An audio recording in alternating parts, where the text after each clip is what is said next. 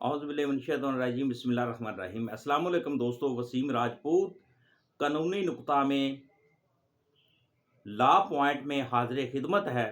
آج کا جو ٹاپک ہے انتہائی ویری امپورٹنٹ ٹاپک ہے دوستو، کہ باپ والد اپنی پراپرٹی، اپنی زمین، اپنا گھر، اپنا مکان، اپنی کمرشل نان کمرشل پراپرٹی اپنے کسی ایک وارث کے نام، کسی ایک بیٹے کے نام، کسی ایک بیٹی کے نام، اگر اس کے دو بیٹے ہیں، دو بیٹیاں ہیں، ایک سے زیادہ بچے ہیں، کسی ایک بچے کے نام اپنی پراپرٹی ہبہ نہیں کر سکتا، تملیک نہیں کر سکتا۔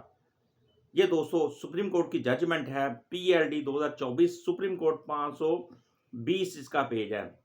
ہمارے موسٹلی یہ ہوتا ہے کہ باپ کی ڈیتھ ہو جاتی ہے، اس میں سے کوئی ایک وارث اٹھتا ہے اور جعلی ہبہ نامہ تیار کروا کے عدالت سے ڈکلیریشن لے لیتا ہے، یا باپ بوڑھا ہو جاتا ہے، کوئی ایک وارث اس کو ایموشنلی بلیک میل یا اس کو یا وہ باپ اس بچے کے پاس یا اس بچی کے پاس رہائش پذیر ہوتا ہے، اس کی وہ بیٹا یا بیٹی خدمت کرتے ہیں، باپ کا دماغ وہ چینج کر دیتے ہیں، ایموشنلی اس کو چینج کر کے اس کی جو پراپرٹی تھی باپ سے اپنے نام ہبہ کروا لیتے ہیں، تملیک کروا لیتے ہیں، کہ یہ پراپرٹی کہ باپ نے اپنی زندگی میں اپنے باپ کا فرما بردار بیٹا تھا یا میں اپنا فرما بردار بیٹی تھی، تو میرے باپ نے میرے نام پراپرٹی ہبہ کر دی، میری ماں نے میرے نام پراپرٹی ہبہ کر دی، تملیک کر دی، جو